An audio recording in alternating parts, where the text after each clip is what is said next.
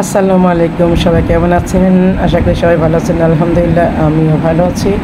Welcome back to my channel বেলাস lifestyle. বেলাস lifestyle থেকে আমি বেলা বলছি, নতুন একটি ভিডিও নিয়ে আবারও চলে আসছি আপনাদের মাঝে। আশা করি ভিডিওটি ভালো লাগলে একটা লাইক কমেন্ট অবশ্যই দিবেন।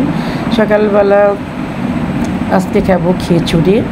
তো সকালবেলা উঠে কিন্তু খিচুড়ি বসিয়ে দিয়েছে। খিচুড়ি মানে কি, আগের দিনের মাংস ছিল, সেই মাংস দিয়ে খিচুড়ি হবে।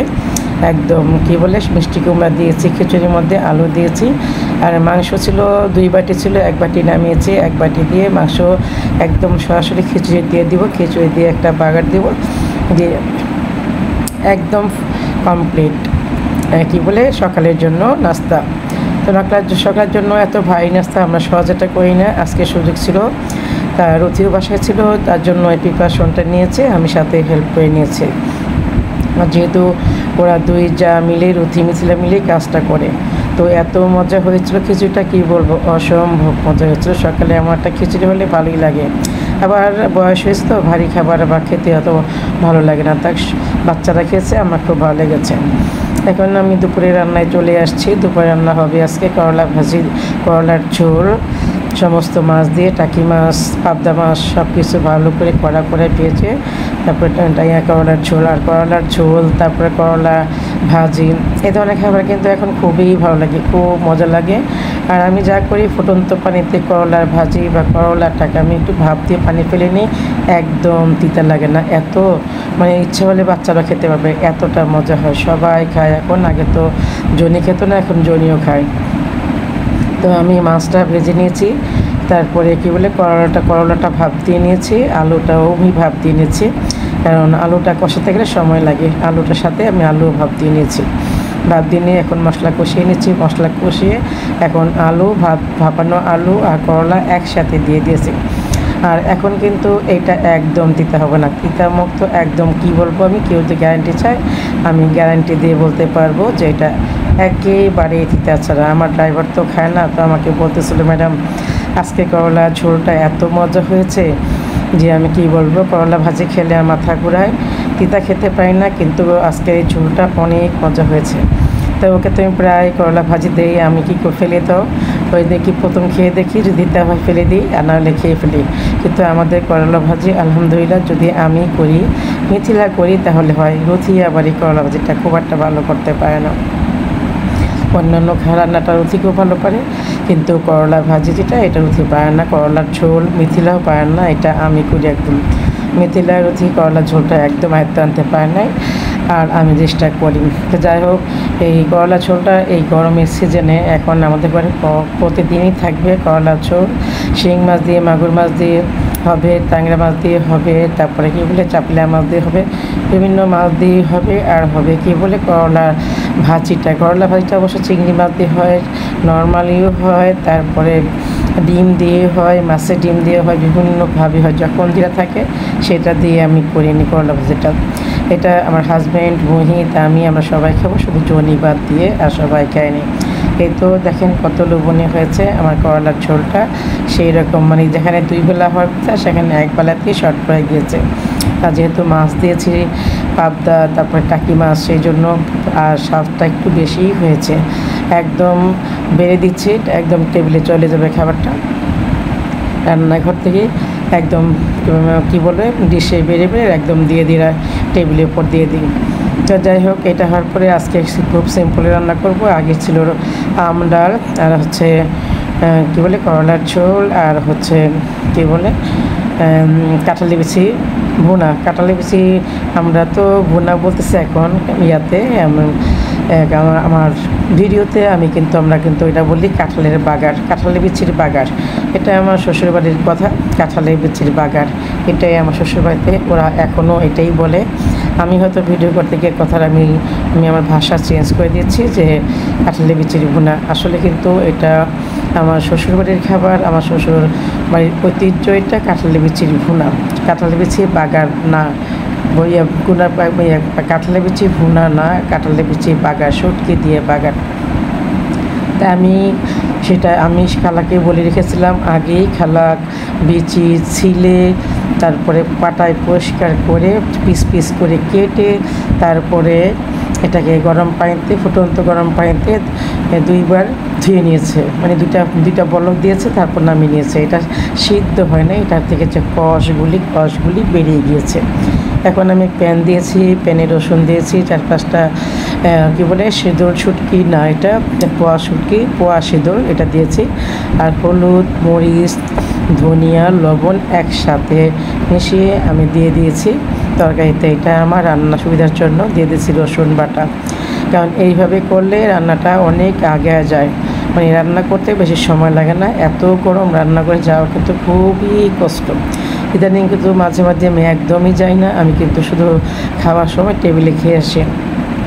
আর এত অসুস্থতার কারণে আমার রান্না করে রান্না কমই হয়। আর এটা হচ্ছে আমার হাজব্যান্ডের জন্য অনেক পছন্দের একটা খাবার। আমার হাজব্যান্ড মোটামুটি হতাশ ছিল যে এখন মনে হয় কাঁঠালে বিচি এতগুলি কাঁঠাল আসছে, এখনও তো এই ভর্তাটা খাই নাই। কিন্তু গত বছরের সিজনের যে কাঁঠালে বিচি ছিল সেটা দিয়ে আমি কিন্তু ভর্তা এই শুটকি খাইয়েছি। কিন্তু সিজনের প্রথম বলে কথা, আমার হাজব্যান্ড অপেক্ষায় আছে, কিছু বলতে পারতেছে না আমাকে, যেহেতু দেখতেছে আমি খুব অসুস্থ, এজন্য কিছু বলতে পারতেছে না, অপেক্ষা ছিল। কিন্তু আজকে মোটামুটি বলেই ফেলেছিল যে এটা তো খাওয়া হবে, তোমরা কাঁঠালের বিচি ভেজে টেজে খেয়ে কেউ শেষ করো না। তা উনি জানেই না যে আমি এই প্রসেসটা করে রেখেছি খালাকে দিয়ে, খালাকে হয়েছে, সে তো এটা পেয়ে মহা খুশি আনন্দ।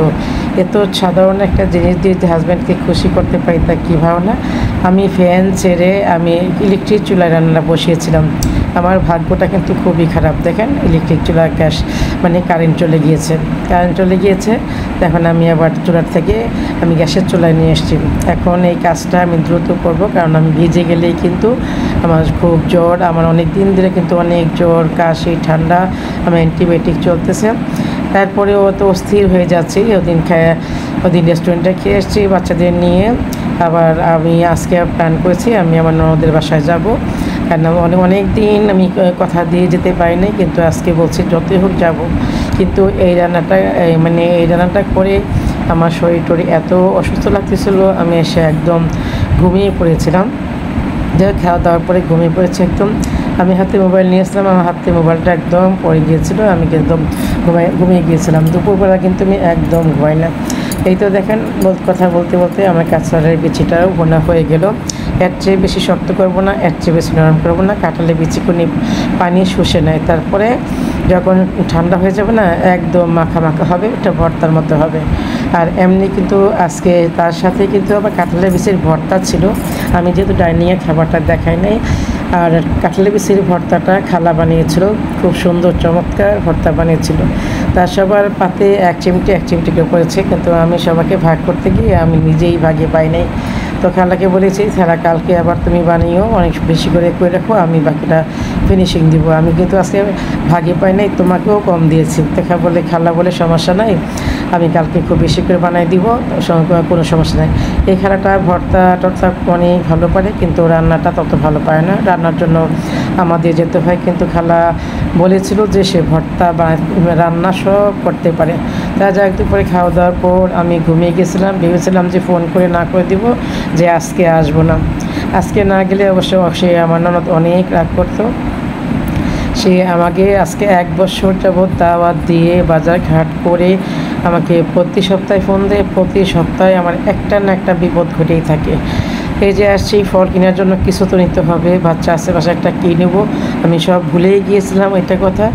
এর মধ্যে ফল কিনে আসি, দেখি আমার ড্রাইভারের সাথে আরেক হোন্ডাওয়ালার প্রচণ্ড লড়াই হচ্ছে। কি হচ্ছে, আমার ড্রাইভার গাড়ি ব্যাগ করতে গিয়ে লাগিয়ে দিয়েছে, হোন্ডা একদম ফেলে দিয়েছে। আমার পিছন সাইডের লাইট ভেঙেছে, আর হচ্ছে ওই হোন্ডাওয়ালার কি ভেঙে গিয়েছে। তাই উনি চাচ্ছে, আমাকে বলে ম্যাডাম আপনি প্লিজ নামেন।